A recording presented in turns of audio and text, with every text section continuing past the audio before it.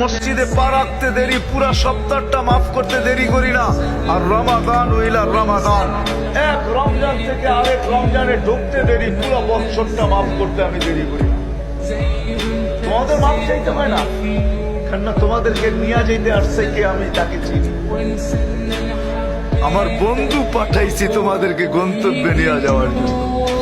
বিদায় তোমরা চাবে তারপরে মাফ করবো, এটা হয় না, এটা আমার বন্ধুর লাজ না। বিদায় আদম আলাইহিস সালাম বলতেছে ফুদ্দিলা উম্মতা মুহাম্মদ আলাইয়া বিআরবাইন, আমি চারটা বলবো না, একটা বলবো যে আমার উপরে উম্মতে মুহাম্মদীকে চার জিনিস দ্বারা ফজিলত দিবেন।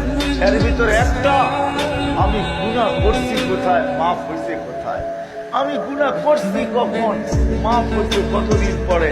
আমি গুনাহ করছি জান্নাতে, মাফ হয়েছে যাবার রহমতের এখানে। আমি গুনাহ করছি আর 2 থেকে 250 বছর পরে মাফ। উম্মতে মুহাম্মদী যেইখানে গুনাহ করবে শুধু উপরের দিকে তাকায় একটা চিৎকার দিবে, রব্বানা।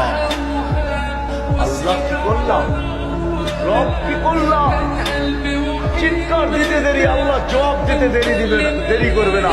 যখন বলবে রব্বানা, তো সাথে সাথে আল্লাহ চিৎকার দিবে, আলিমা আব্দি আন্না লাহু রাব্বা ফাকাল্লাহ।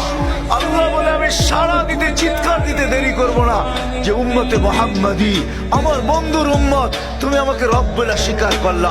মাফ তুমি যদিও চাও না, কিন্তু আমি তোমাকে মাফ করতে দেরি করব না, তোমাকে মাফ করে দেব।